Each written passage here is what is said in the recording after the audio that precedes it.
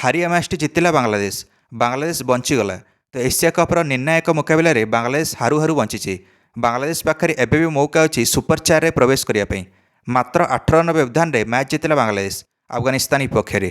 ଆଫଗାନିସ୍ତାନ ଅଧିନାୟକ ରାଶିଦ୍ ଖାନ୍ ବିଶ୍ୱାସ କରିପାରିଲେ ନାହିଁ ଯେ ଆଫଗାନିସ୍ତାନଟି ଜିତିବା ମ୍ୟାଚ୍ଟି ହାରିଛି। ଆଜି ବାଂଲାଦେଶ ନିଜର ଅନ୍ତିମ ଗ୍ରୁପ୍ ଷ୍ଟେଜ୍ ମୁକାବିଲା ଖେଳୁଥିଲା ଆଫଗାନିସ୍ତାନ ବିପକ୍ଷରେ। ବାଂଲାଦେଶ ହାରିଥିଲେ ସିଧା ବାହାରି ଯାଇଥାନ୍ତା ଏସିଆ କପ୍ରୁ।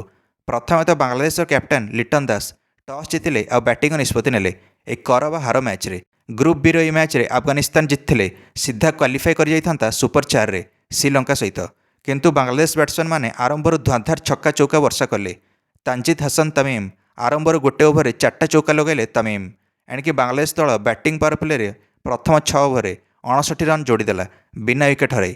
ଆଫଗାନିସ୍ତାନ ଫିଲ୍ଡରମାନେ ବହୁତ କ୍ୟାଚ୍ ମିସ୍ କରିଲେ ଏହି ମ୍ୟାଚ୍ରେ। ବହୁତ ଫିଲ୍ଡିଂ ବି ଖରାପ ହେଲା ଆଫଗାନିସ୍ତାନ ଫିଲ୍ଡର ଦ୍ୱାରା। ରାଶିଦ୍ ଖାନ୍ ଆସିକି ରନ୍ ଗତିରେ ବ୍ରେକ୍ ଲଗାଇଲେ ଆଉ ପ୍ରଥମ ୱିକେଟ୍ ନେଲେ ବାଂଲାଦେଶର। ସେଫ୍ ହାସାନ୍ 30 ରନ୍ କରିକି ଆଉଟ୍ ହେଲେ ରାଶିଦ୍ ଖାନ୍ ଦ୍ୱାରା। ପ୍ରଥମ ୱିକେଟ୍ର ପାର୍ଟନରସିପ୍ ଭାଙ୍ଗିଲା। ହେଲେ ମଧ୍ୟ ବାଂଲାଦେଶ 10 ଓଭରରେ 87 ରନ୍ରେ ପହଞ୍ଚିଗଲା ଗୋଟେ ୱିକେଟ୍ ହରାଇ। ରନ୍ ଗତି ବି 9 ରନ୍ ପ୍ରତି ଓଭର ଥିଲା। ସେତେବେଳେ ନୁର୍ ଅହମଦ ଆସିଲେ ଆଉ କ୍ୟାପ୍ଟେନ୍ ଲିଟନ୍ ଦାସକୁ ଆଉଟ୍ କରିଲେ। ଲିଟନ୍ ଦାସ 9 ରନ୍ କରିକି ଆଉଟ୍ ହେଲେ। ତାପରେ ତାନଜିଦ୍ ହାସନ୍ ତମିମ୍ ନିଜର 50 ରନ୍ ସମ୍ପୂର୍ଣ୍ଣ କରିଲେ। 52 ରନ୍ କରିକି ଆଉଟ୍ ହେଲେ ତାନଜିଦ୍ ହାସନ୍ ତମିମ୍। ବାଂଲାଦେଶ 104 ରନ୍ରେ ନିଜର ତୃତୀୟ ୱିକେଟ୍ ହରାଇଲା 13 ଓଭରରେ। ଏଇଠୁ ରନ୍ ଗତି ଟିକେ ଥମିଗଲା ବାଂଲାଦେଶର। ବାଂଲାଦେଶ ଆଉ 5 ଓଭରରେ 139 ରନ୍ ପର୍ଯ୍ୟନ୍ତ ପହଞ୍ଚିଲା। ଏବେ କିନ୍ତୁ ରନ୍ ଗତି ଥମିଗଲା। 7 ରନ୍ ପ୍ରତି ଓଭର ହୋଇଗଲା। ସେହି ସମୟରେ ସେଟ୍ ବ୍ୟାଟ୍ସମ୍ୟାନ୍ ତାହିଦ୍ ହୃଦୟ ବି 26 ରନ୍ କରିକି ଆଉଟ୍ ହୋଇଗଲେ। ସମୁଦାୟ ତାପରେ ବାଂଲାଦେଶ 20 ଓଭରରେ 154 ରନ୍ରେ ପହଞ୍ଚି ପାରିଲା 5 ୱିକେଟ୍ ହରାଇ। ନୁର୍ ଅହମଦ 2ଟା ୱିକେଟ୍ ନେଲେ 23 ରନ୍ ଦେଇକି। ଆଉ ରାଶିଦ୍ ଖାନ୍ ମଧ୍ୟ 26 ରନ୍ ଦେଇକି 2ଟା ୱିକେଟ୍ ନେଲେ ନିଜ 4 ଓଭରରେ। ଏବେ 155 ରନ୍ର ଟାର୍ଗେଟ୍ ଥିଲା ଆଫଗାନିସ୍ତାନ ଆଗରେ। ତାନଜିଦ୍ ହାସନ୍ ତମିମ୍ 31 ବଲ୍ରେ 52 ରନ୍ କରି ଦେଖାଇଥିଲେ, ଯାହାଫଳରେ ବାଂଲାଦେଶ 150 ଉପରକୁ ପାର କରିପାରିଲା। କିନ୍ତୁ ଆଫଗାନିସ୍ତାନ ଟାର୍ଗେଟ୍ ଚେସ୍ ବେଳେ ପ୍ରଥମ ୱିକେଟ୍ ମାତ୍ର 0 ରନ୍ରେ ହରାଇଥିଲା ଆଫଗାନିସ୍ତାନ। ନାସୁମ୍ ଅହମଦ ଖାତା ବି ଖୋଲିବାକୁ ଦେଲେ ନାହିଁ ଓପେନର ସାଦିକୁଲ୍ଲା ଅଟଲକୁ। ଆଉ ବିନା ଖାତା ଖୋଲି ସାଦିକୁଲ୍ଲା ଅଟଲ ଆଉଟ୍ ହୋଇଗଲେ। ନାସୁମ୍ ଅହମଦ ନିଜ ଦ୍ୱିତୀୟ ଓଭରରେ ଆଉ ଗୋଟେ ୱିକେଟ୍ ନେଲେ। ଏଇଥର ଥିଲା ବ୍ୟାଟ୍ସମ୍ୟାନ୍ ଇବ୍ରାହିମ୍ ଚାତ୍ରାନଙ୍କର ବାରି। ଇବ୍ରାହିମ୍ ଚାତ୍ରାନ ମାତ୍ର 5 ରନ୍ କରିକି ଆଉଟ୍ ହେଲେ ନାସୁମ୍ ଅହମଦ ଦ୍ୱାରା। ଆଫଗାନିସ୍ତାନ 18 ରନ୍ରେ ନିଜର 2ଟା ୱିକେଟ୍ ହରାଇଲା 4 ଓଭରରେ। ଆଉ ତାପରେ ଗୁଲବଦିନକୁ ପଠାଇଥିଲା ଆଫଗାନିସ୍ତାନ ଦ୍ୱାରା ରନ୍ ଗତି ବଢ଼ାଇବା ପାଇଁ। କିନ୍ତୁ ଇଏ ମଧ୍ୟ 16 ରନ୍ କରିକି ଆଉଟ୍ ହୋଇଗଲେ। ତାପରେ ରିଶାଦ୍ ହୋସେନ୍ ଆସିକି ସେଟ୍ ବ୍ୟାଟ୍ସମ୍ୟାନ୍ ରମାନାତୁଲ୍ଲାକୁ କ୍ୟାଚ୍ ଆଉଟ୍ କରିଲେ। ଗୁରବାଜ 35 ରନ୍ କରିକି କ୍ୟାଚ୍ ଆଉଟ୍ ହେଲେ।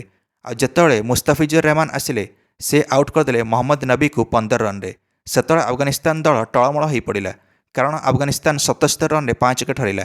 ଏ 42 ବଲ୍ରେ 78 ରନ୍ ଦରକାର ଥିଲା ଆଫଗାନିସ୍ତାନକୁ ମ୍ୟାଚ୍ ଜିତିବା ପାଇଁ। ଏବେ କିନ୍ତୁ ଟ୍ୱିଷ୍ଟ ବାକି ଥିଲା। ଅଜମତୁଲ୍ଲା ଉମରଜାଇ 20 ରନ୍ ମାରିଲେ 14ତମ ଓଭରରେ। 2ଟା ଛକା, 1 4 ଆଉ 2ଟା ଡବଲ୍ ରନ୍। ତା ପର ଓଭରରେ ଟସ୍କିନ୍ ଅହମଦକୁ ମଧ୍ୟ ଗୋଟେ ଛକା ମାରିଲେ। ଦର୍ଶକ ବନ୍ଧୁମାନେ କିନ୍ତୁ ତା ପର ବଲ୍ରେ ଟସ୍କିନ୍ ଅହମଦ ଆଉଟ୍ କରିଦେଲେ ଅଜମତୁଲ୍ଲା ଉମରଜାଇକୁ। ଉମରଜାଇ 16 ବଲ୍ରେ 30 ରନ୍ କରିକି ଆଉଟ୍ ହେଲେ। ଆଫଗାନିସ୍ତାନକୁ ଏବେ 26 ବଲ୍ରେ 46 ରନ୍ ଦରକାର ଥିଲା। ୱିକେଟ୍ ବେଶୀ ନଥିବାରୁ ଆଫଗାନିସ୍ତାନ ଉପରେ ପ୍ରେସର ପଡ଼ିବା ଆରମ୍ଭ ହେଲା। ତାପରେ କିନ୍ତୁ ରାଶିଦ୍ ଖାନ୍ ଆସିଲେ ଆଉ ଚୌକା ଛକା ଲଗାଇଲେ। କିନ୍ତୁ ସେତେବେଳେ ହିଁ ତାଙ୍କ ସାଥୀ batsman Kareem Jannat run out ହୋଇଗଲେ। ଆଫଗାନିସ୍ତାନକୁ 12 ବଲ୍ରେ 27 ରନ୍ ଦରକାର ଥିଲା, ଯେତେବେଳେ କରିମ୍ ଜନ୍ନତ ରନ୍ ଆଉଟ୍ ହେଲେ। ରାଶିଦ୍ ଖାନ୍ ହେଲେ ମଧ୍ୟ ବାଡ଼େଇ ଚାଲିଲେ, କିନ୍ତୁ ମୁସ୍ତାଫିଜୁର ରହମାନ ୟାଙ୍କୁ ଆଉଟ୍ କରିଦେଲେ। ଆଫଗାନିସ୍ତାନକୁ ଆହୁରି 11 ବଲ୍ରେ 23 ରନ୍ ଦରକାର ଥିଲା। ନୁର୍ ଅହମଦ ବହୁତ ଚେଷ୍ଟା କରିଲେ ଆଫଗାନିସ୍ତାନକୁ ମ୍ୟାଚ୍ ଜିତାଇବା ପାଇଁ। ଶେଷ ଆଡ଼େ 2ଟା ଛକା ମଧ୍ୟ ଲଗାଇଲେ ଲାଗାଲାଗି। ହେଲେ ମଧ୍ୟ ଆଫଗାନିସ୍ତାନ ନିର୍ଦ୍ଧାରିତ 20 ଓଭରରେ ଅଲ୍ ଆଉଟ୍ ହେଲା ଆଉ 146 ରନ୍ରେ ହିଁ ପହଞ୍ଚିଲା। ଆଉ 8 ରନ୍ରେ ମ୍ୟାଚ୍ ଜିତିଲା ବାଂଲାଦେଶ। ଆଫଗାନିସ୍ତାନ ଗୋଟେ ଜିତିବା ମ୍ୟାଚ୍ଟି ହାତଛଡ଼ା କରିଲା। ଗ୍ରୁପ୍ ବିର ପଏଣ୍ଟସ୍ ଟେବୁଲରେ ବାଂଲାଦେଶ ବର୍ତ୍ତମାନ ନମ୍ବର 2କୁ ଆସିଲା। କିନ୍ତୁ ନେଟ୍ ରନ୍ ରେଟ୍ ଏବେ ବି କମ୍ ଅଛି ଆଫଗାନିସ୍ତାନ ତୁଳନାରେ ବାଂଲାଦେଶର। ବାଂଲାଦେଶର କ୍ୟାପ୍ଟେନ୍ ଲିଟନ୍ ଦାସ ଆଶା କରୁଛନ୍ତି ଯେ ଶ୍ରୀଲଙ୍କା ହରାଇ ଦେଉ ଆଫଗାନିସ୍ତାନକୁ ଅନ୍ତିମ ଗ୍ରୁପ୍ ଷ୍ଟେଜ୍ ମୁକାବିଲା ଗ୍ରୁପ୍ ବିରୁ। ହେଲେ ସେମିତିରେ ଶ୍ରୀଲଙ୍କା ଆଉ ବାଂଲାଦେଶ କ୍ୱାଲିଫାଏ କରିଯିବେ ସୁପର 4ରେ। ଆଉ ଆଫଗାନିସ୍ତାନ ଯଦି ହରାଇ ଦିଏ ଶ୍ରୀଲଙ୍କାକୁ, ସେମିତିରେ ଶ୍ରୀଲଙ୍କା ଆଉ ଆଫଗାନିସ୍ତାନ କ୍ୱାଲିଫାଏ କରିଯିବେ ସୁପର 4ରେ। ଆଉ ବାଂଲାଦେଶ ହେଇଯିବ ନକ୍ଆଉଟ୍। କ'ଣ ଲାଗୁଛି ଅନ୍ତିମ ଗ୍ରୁପ୍ ଷ୍ଟେଜ୍ ମୁକାବିଲା ଗ୍ରୁପ୍ ବିରୁ କିଏ ଜିତିବ, ଶ୍ରୀଲଙ୍କା ନା ଆଫଗାନିସ୍ତାନ? ନିଶ୍ଚୟ ମନ୍ତବ୍ୟ କମେଣ୍ଟରେ ଦେଇ ଭିଡ଼ିଓକୁ ଲାଇକ୍ ଆଉ ଚ୍ୟାନେଲକୁ ସବସ୍କ୍ରାଇବ୍ କରିଦେବେ ସମସ୍ତ କ୍ରିକେଟ୍ ଅପଡେଟ୍ସ ପାଇଁ। ଧନ୍ୟବାଦ।